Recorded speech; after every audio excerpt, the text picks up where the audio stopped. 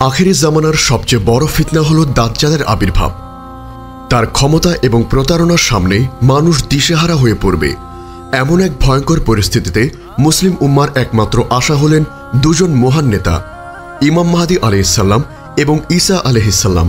কিন্তু তাদের মিলন কি হঠাৎ করেই হবে, নাকি এর পেছনে নির্দিষ্ট সময় ও স্থান রয়েছে? হাদিসের বর্ণনায় এই মহিমান্বিত দুই ব্যক্তিত্বের ঐতিহাসিক সাক্ষাতের মুহূর্তটি কিভাবে বর্ণনা করা হয়েছে, এই মিলন কেন এত গুরুত্বপূর্ণ এবং এর মাধ্যমে কি ঘটতে যাচ্ছে, আজ আমরা ইসলামের সুমহান শিক্ষার আলোকে গভীরভাবে জানব। ইমাম মাহদী ও ঈসা আলাইহিসসালাম কখন একত্র হবেন?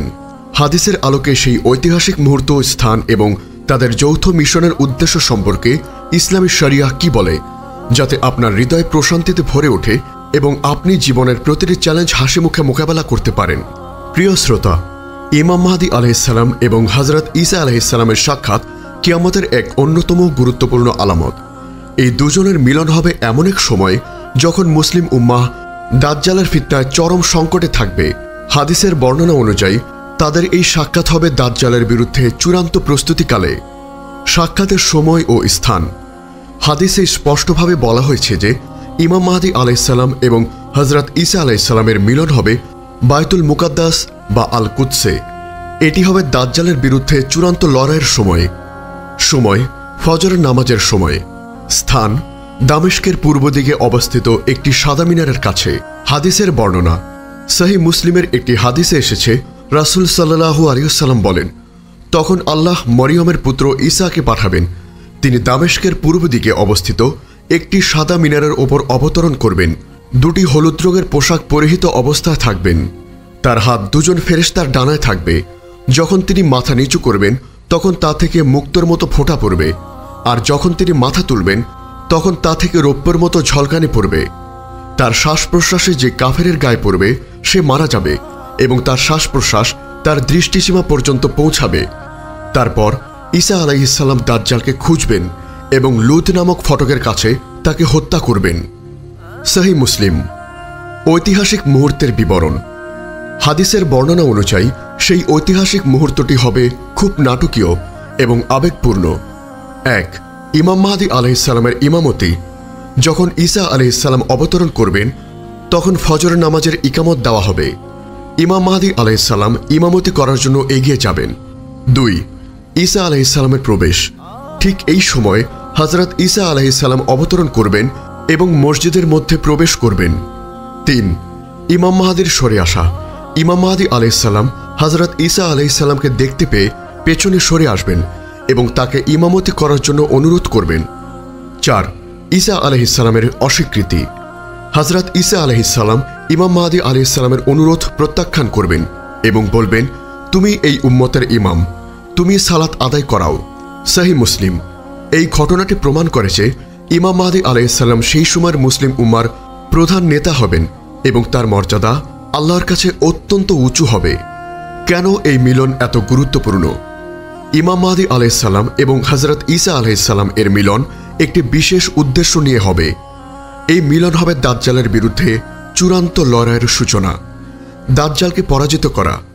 ইমাম মাহদী আলাইহিসসালাম মুসলিমদের নেতৃত্ব দেবেন এবং দাজ্জালের বিরুদ্ধে সামরিক শক্তি হিসাবে কাজ করবেন। কিন্তু দাজ্জালের চূড়ান্ত পতন হবে হযরত ঈসা আলাইহিসসালামের হাতে। হযরত ঈসা আলাইহিসসালাম তার অলৌকিক ক্ষমতার মাধ্যমে দাজ্জালকে হত্যা করবেন। ইসলামের বিজয়। এই দুই মহান নেতার যৌথ প্রচেষ্টায় ইসলামের চূড়ান্ত বিজয় নিশ্চিত হবে। সকল ফিতনা, অন্যায় এবং জুলুমের অবসান ঘটবে। একত্রিত নেতৃত্ব। এই মিলন মুসলিম উম্মার একতা ও ঐক্যকে তুলে ধরবে। একজন মুমিন হিসেবে আমাদের বিশ্বাস রাখতে হবে যে সকল বিভেদ এবং দলাদলি সত্ত্বেও মুসলিমরা একত্রিত হবে এবং তাদের শত্রুদের বিরুদ্ধে বিজয় লাভ করবে। এই পরিস্থিতিতে আমাদের করণীয় ইমাম মাহদী আলাইহিসসালাম এবং হযরত ঈসা আলাইহিসসালামের এই মহিমান্বিত মিলন সম্পর্কে জেনে আমাদের উচিত নিজেদেরকে প্রস্তুত করা, ঈমানকে মজবুত করা। সকল ফিতনার সময় ঈমানকে দৃঢ়ভাবে আঁকড়ে ধরতে হবে। আল্লাহর উপর পূর্ণ ভরসা রাখতে হবে। সঠিক জ্ঞান অর্জন। কুরআন ও সহিহ হাদিসের সঠিক জ্ঞান অর্জন করা এবং মিথ্যা তথ্য ও গুজব থেকে নিজেদের রক্ষা করা। নেক আমল বৃদ্ধি করা। নিয়মিত সালাত, সাওম, সাদকা এবং অন্যান্য নেক আমল বৃদ্ধি করা। দাজ্জালের ফিতনা থেকে আশ্রয় চাওয়া। প্রতিটি সালাতের তাশাহুদের পরে অর্থাৎ সালাম ফিরানোর পূর্বে আল্লাহর কাছে দাজ্জালের ফিতনা থেকে আশ্রয় চাওয়া।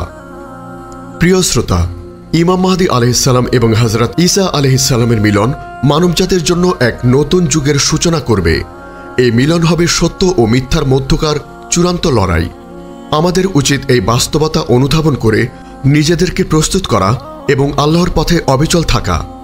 আল্লাহ তাআলা আমাদের ফিতনা থেকে রক্ষা করুন এবং ইমাম মাহদী আলাইহিসসালাম হযরত ঈসা আলাইহিসসালামের আগমনের জন্য যোগ্য মুমিন হিসাবে বিবেচিত হওয়ার তৌফিক দান করুক। আল্লাহুম্মা আমিন। আমাদের এই মহৎ বার্তা ছড়িয়ে দিতে অনুগ্রহ করে চ্যানেলটি সাবস্ক্রাইব করুন এবং বেল আইকনটি প্রেস করুন। আমাদের ফেসবুক পেজ ফলো করে উম্মাকণ্ঠ পরিবারের অংশ হন। ইসলামিক ব্লগ ও রিসোর্স পেতে আজই ভিজিট করুন আমাদের ওয়েবসাইট www.ummakontho.com। আখিরি জামানার সবচেয়ে বড় ফিতনা হল দাজ্জালের আবির্ভাব। তার ক্ষমতা এবং প্রতারণার সামনে মানুষ দিশেহারা হয়ে পড়বে। এমন এক ভয়ঙ্কর পরিস্থিতিতে মুসলিম উম্মার একমাত্র আশা হলেন দুজন মহান নেতা, ইমাম মাহদী আলাইহিসসালাম এবং ঈসা আলাইহিসসালাম। কিন্তু তাদের মিলন কি হঠাৎ করেই হবে, নাকি এর পেছনে নির্দিষ্ট সময় ও স্থান রয়েছে?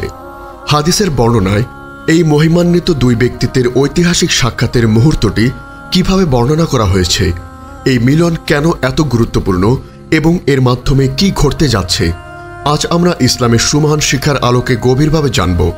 ইমাম মাহদী ও ঈসা আলাইহিসসালাম কখন একত্র হবেন? হাদিসের আলোকে সেই ঐতিহাসিক মুহূর্ত, স্থান এবং তাদের যৌথ মিশনের উদ্দেশ্য সম্পর্কে ইসলামী শরিয়াহ কি বলে, যাতে আপনার হৃদয় প্রশান্তিতে ভরে ওঠে এবং আপনি জীবনের প্রতিটি চ্যালেঞ্জ হাসি মুখে মোকাবেলা করতে পারেন। প্রিয় শ্রোতা, ইমাম মাহদী আলাইহিসসালাম এবং হযরত ঈসা আলাইহিসসালামের সাক্ষাৎ কিয়ামতের এক অন্যতম গুরুত্বপূর্ণ আলামত।